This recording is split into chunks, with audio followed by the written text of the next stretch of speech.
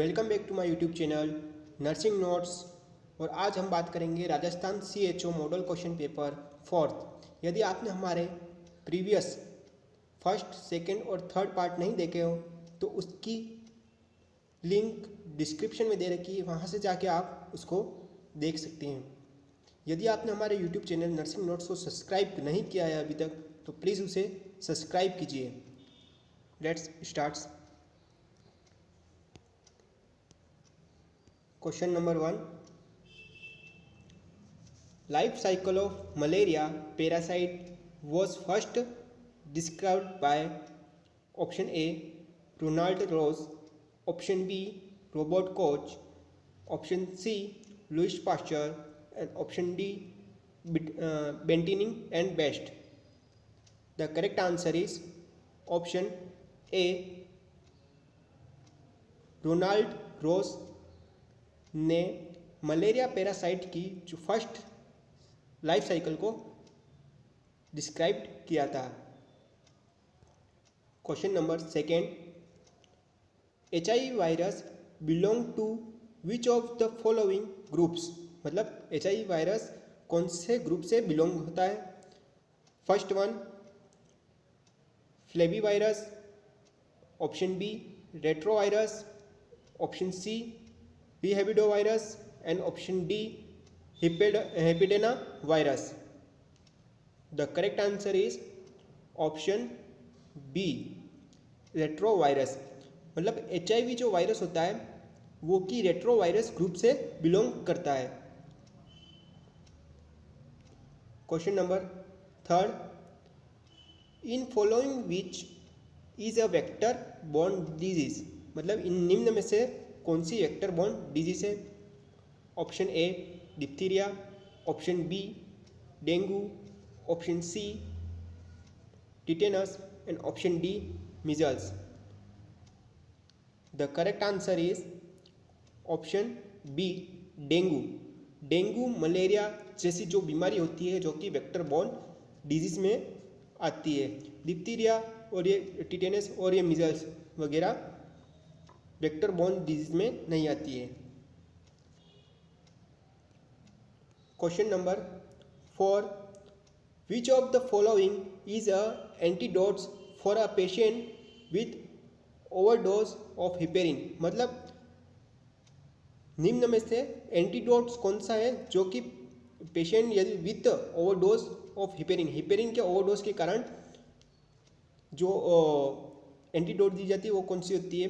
First one option A protamine sulphate, option B vitamin K, option C atropine sulphate, and option D साइक्लोस्टेनिन माइन। The correct answer is option A protamine sulphate. Protamine sulphate जो होता है कि heparin के overdose को कम करने के लिए प्रोटामाइन सल्फेट दिया जाता है। Question number 5, morphine is a contraindicates in, मतलब कॉन्ट्राइंडिकेट मतलब कौन सी कंडीशन में नहीं देना चाहिए जो कि morphine. Option A angina, option B bronchial asthma, option C pancreatitis, and option D MI मतलब myocardial infarction. The correct answer is option B bronchial asthma. Bronchial asthma में मॉर्फिन सल्फेट नहीं दी जाती है।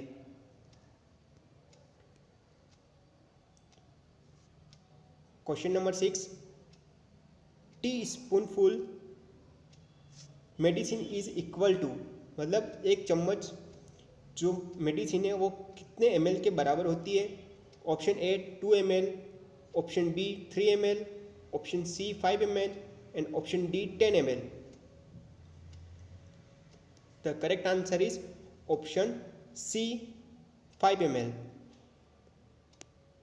एक टीस्पून बराबर 5 ml मेडिसिन होती है। Question number 7, which of the following medicines is useful for reducing rise intracranial pressure।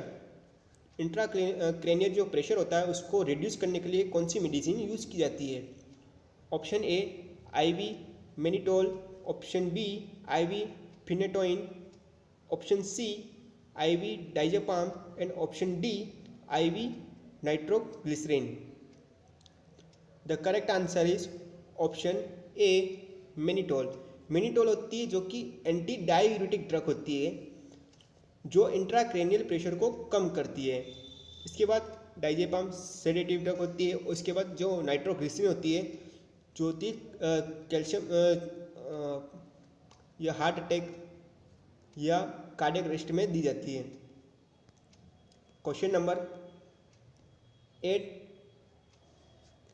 Gulen-berry syndrome is a disease of which of the followings, मतलब गुलेन-बेर सिंड्रोम्स डिजीज क्या है, किस में होती है? ऑप्शन ए किसके कारण होती है? Option A brain, option B spinal cord, option C peripheral nervous system and option D all of the above.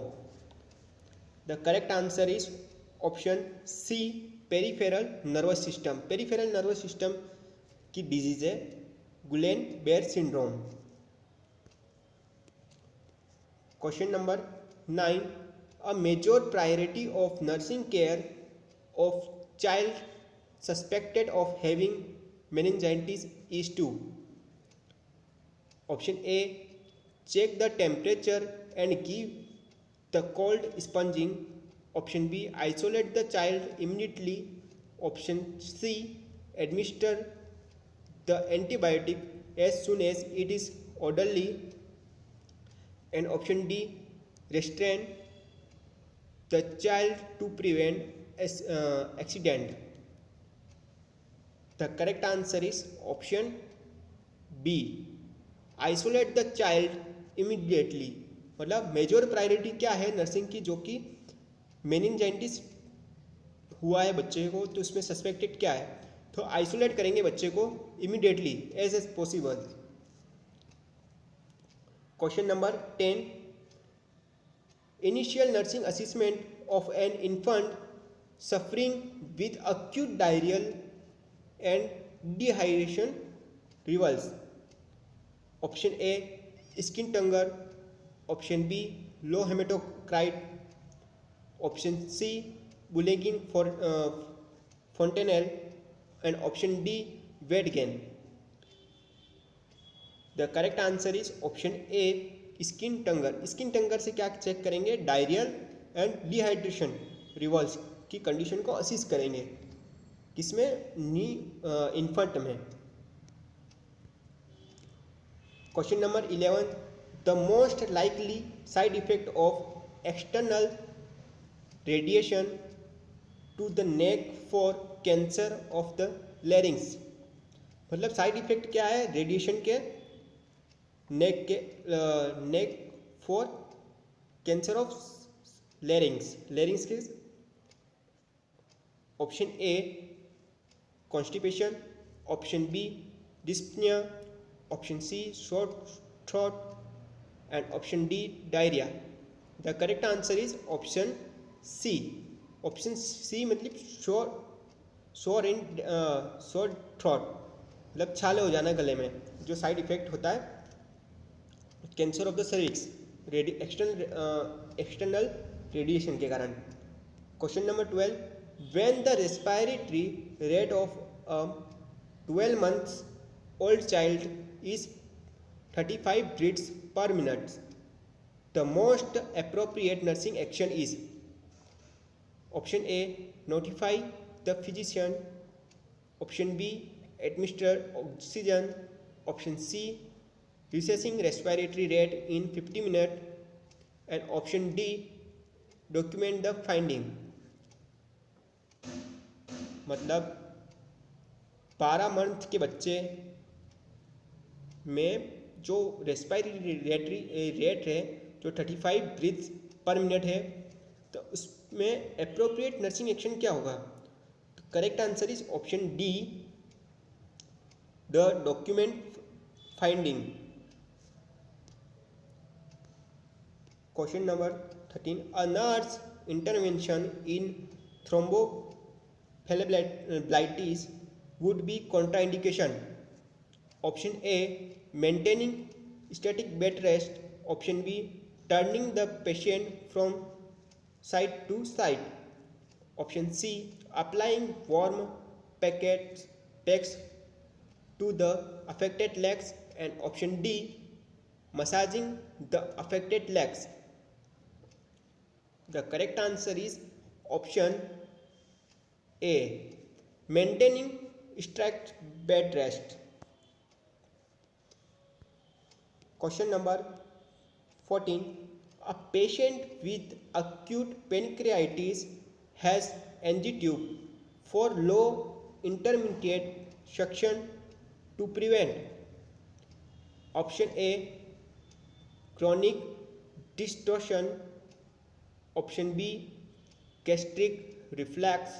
Option C, pancreatic stimulation. And option D, perstellitis. The correct answer is option C, pancreatic stimulation. मतलब जो pancreatic patient है उसके अंदर NG tube को लो intermediate में संशोधन किस लिए किया जाता है, तो वो क्या करते हैं, पेनक्रियाटिक स्टिमुलेशन के लिए किया जाता है। Question number 15. Platelet count decrease in, मतलब प्लेटलेट किसमें कम, कौन सी डिजीज में कम हो जाती है। Option A malaria, option B filaria, option C dengue and option D typhoid. The correct answer is option C dengue. Dengue में क्या होता है, प्लेटलेट डिक्रीज हो जाती है। Question number 16. The eye padding is applied on unconscious patient to prevent, मतलब किस लिए यूज किया जाता है unconscious. Option A dryness of the eye, option B blinking of the eyes, option C corneal ulcer and option D eye movement. The correct answer is option C corneal ulcer. Corneal ulcer के लिए eye padding use की जाती है। Question number 17. Top priority treatment of ventricular fibrillation includes.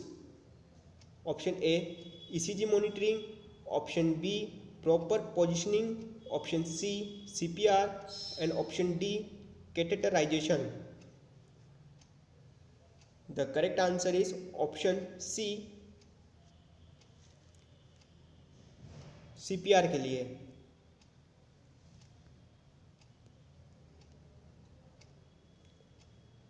Question 18. In following which disease occurs due to deficiency of thiamine? Option A beriberi, option B pellagra, option C anemia and option D scurvy. The correct answer is option A thiamine की कमी से beriberi रोग होता है। Question number 19. To prevent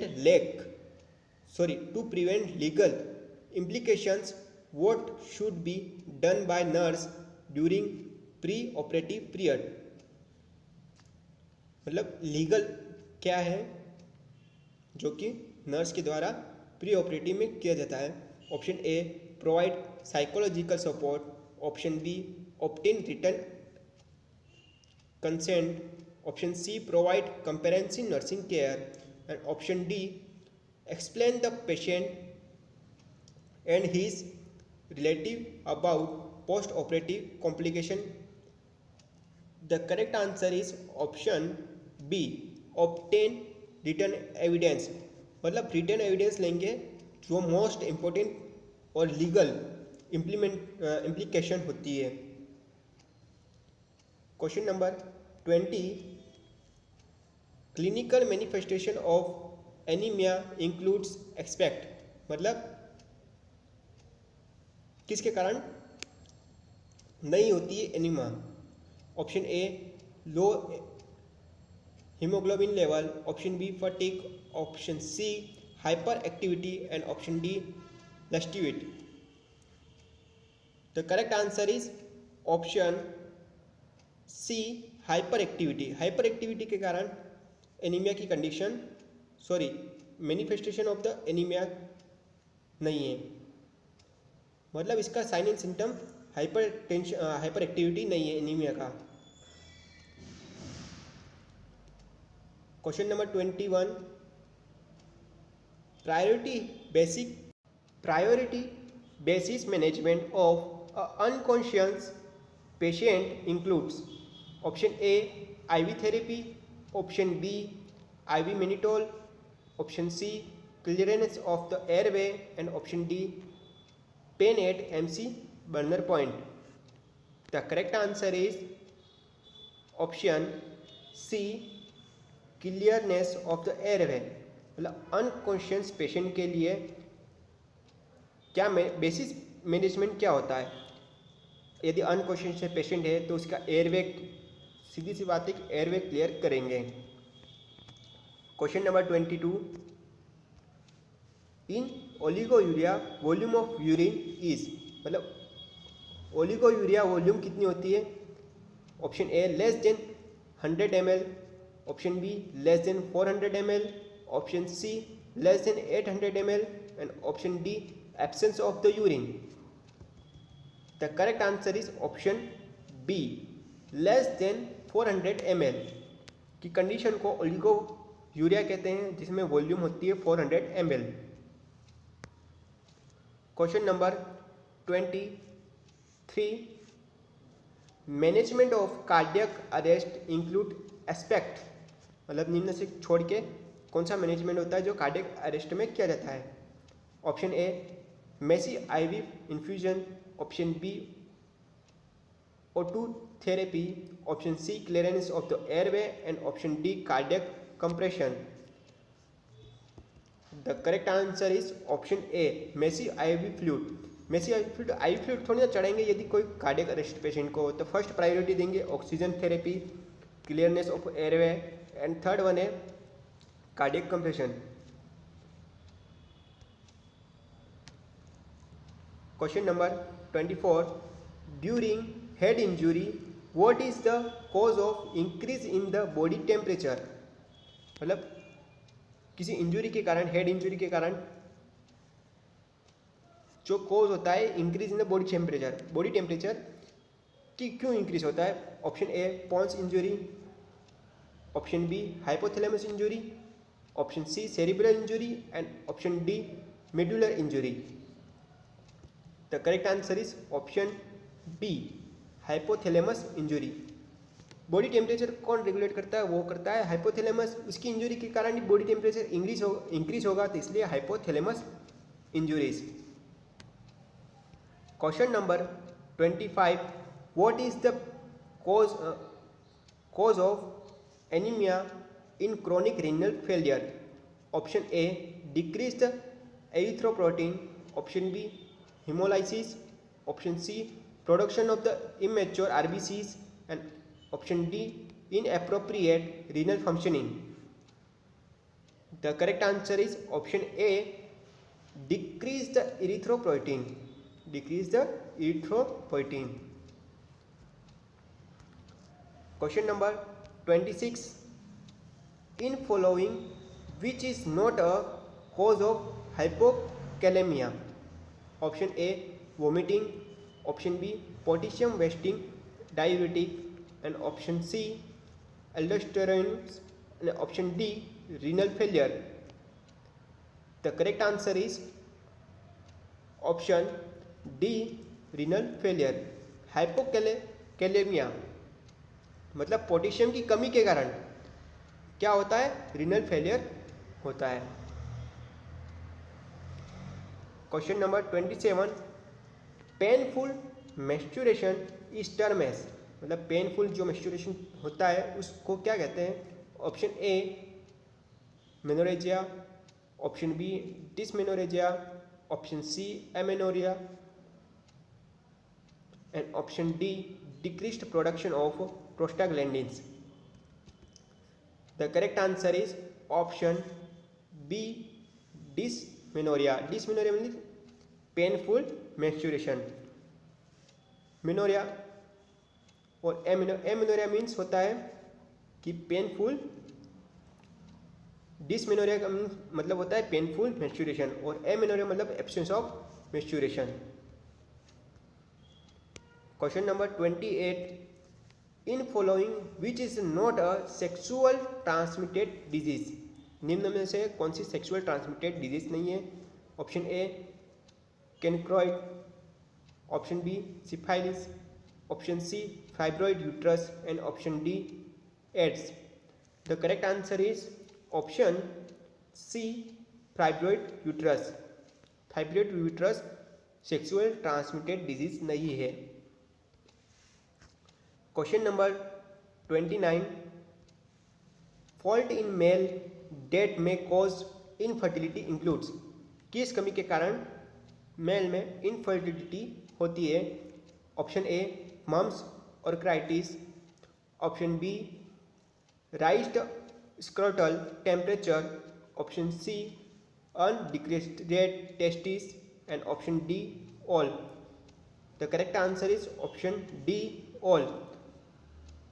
mums orchitis मतलब जो testis होती है उसका इन्फ्लामेशन के कारण, स्क्रोटम के टेम्परेचर के बढ़ने के कारण और increase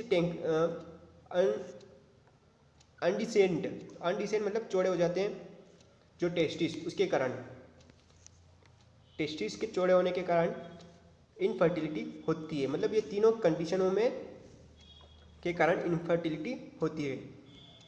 question number 30, secretion from mother's breast following delivery is called option A cedusterum, option B colostrum, option C lochia and option D leucaria. The correct answer is option B colostrum। Colostrum जो milk होता है वो जो breast से secrete होता है first delivery में। Question number 31, during which stage of labour placenta is delivered? Option A stage first, option B stage second, option C stage third and option D stage fourth. The correct answer is option C stage third. Stage first में क्या होता है? True labour pain से dilatation of cervix तक चलता है। Second stage जो होता है वो होता है डायलेटेशन ऑफ सर्विक्स से लेके बच्चे के डिलीवरी तक, और जो थर्ड स्टेज जो होता है उसमें होता है डिलीवरी ऑफ फीटस से लेके delivery of the placenta. Placenta delivery होती है थर्ड स्टेज में, और फोर्थ स्टेज जो होती है उसमें सिर्फ ऑब्जर्वेशन करते हैं।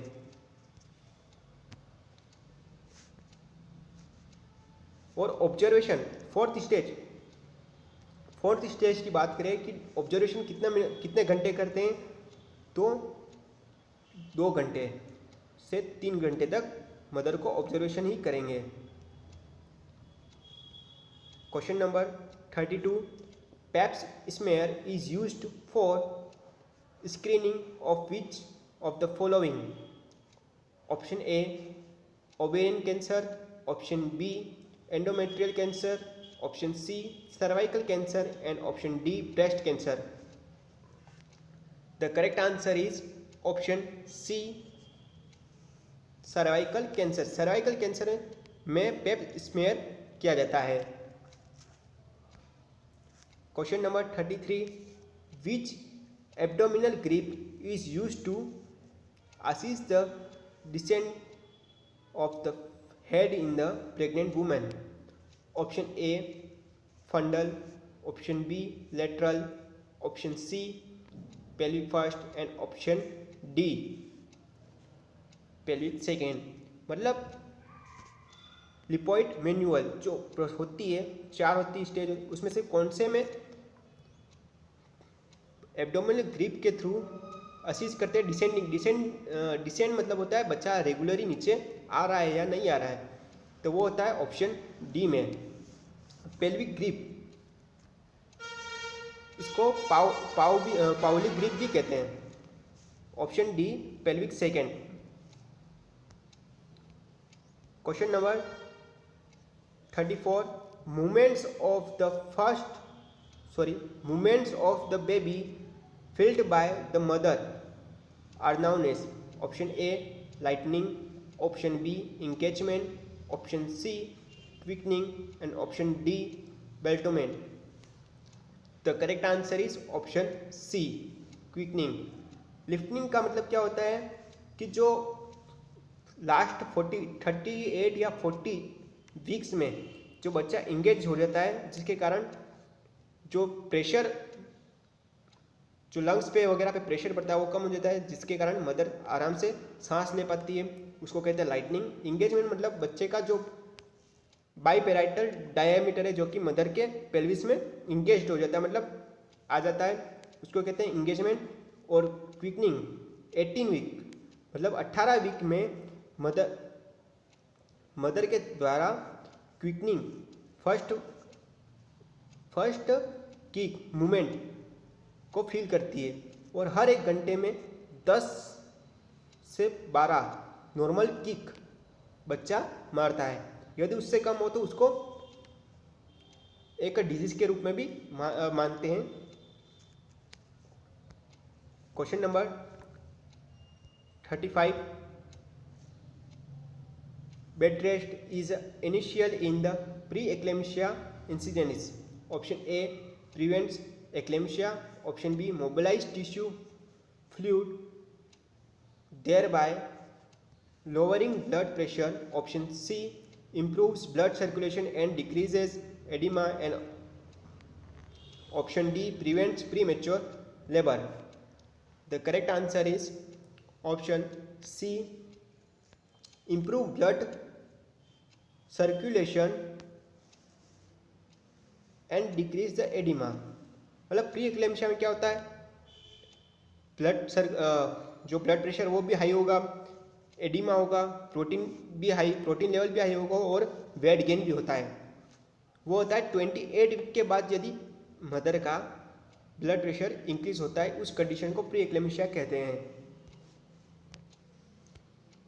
Question number 36, about 25% of maternal deaths are due to, मतलब 25% मैटरनल डेथ्स किस कारण होती है। Option A infection, option B obstetric haemorrhage, option C unsafe abortion and option D eclampsia. The correct answer is option B obstetric haemorrhage. Obstetric haemorrhage के कारण antepartum haemorrhage हो गया है या पोस्टपार्टम हेमरेज हो गया, उस कंडीशन में मैटरनल डेथ होती है।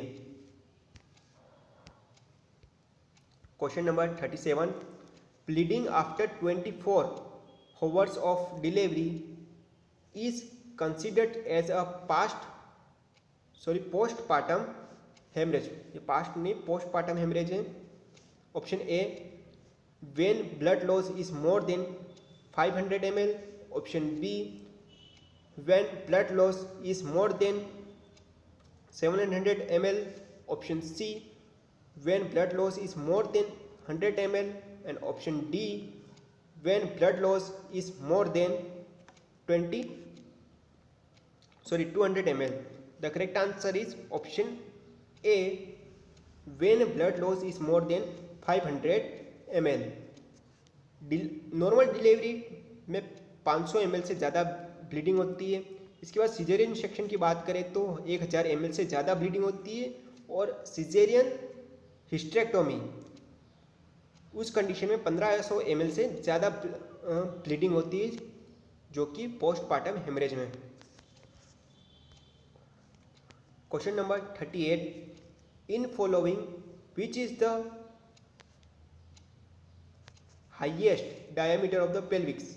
Option A anterior posterior, option B two lateral, option C oblique and option D all are the equal. The correct answer is option A anterior posterior. Anterior posterior जो diameter होता है, जो कि highest diameter of the pelvis होता है।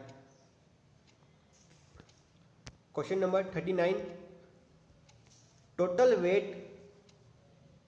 Wait gain during pregnancy is about, मतलब pregnancy के दौरान टोटल कितना वेट गेन होता है।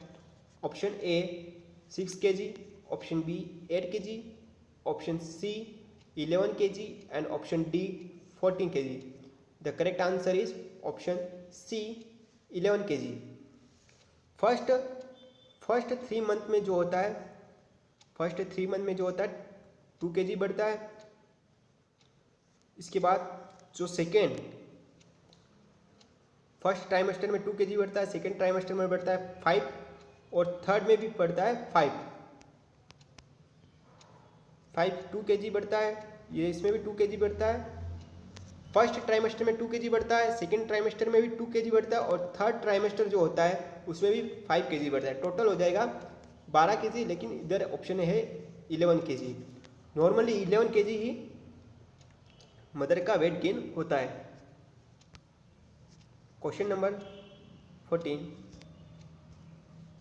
इन the following which vaccine is given to pregnant lady, मतलब प्रेग्नेंट लेडी को कौन सा वैक्सीन दिया जाता है। Option A measles, option B BCG, option C tetanus and option D DPT।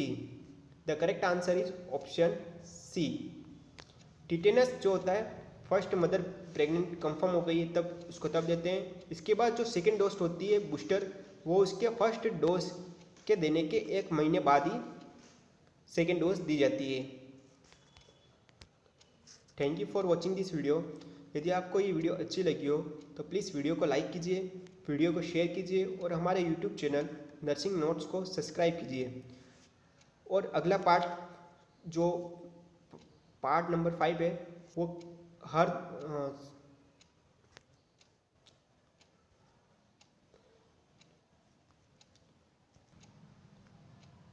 जो नेक्स्ट डे 9:30 बजे हमारे यूट्यूब चैनल नर्सिंग नोट्स पे अपलोड हो जाएगा। तो प्लीज़ हमारे यूट्यूब चैनल को सब्सक्राइब कीजिए। Thank you.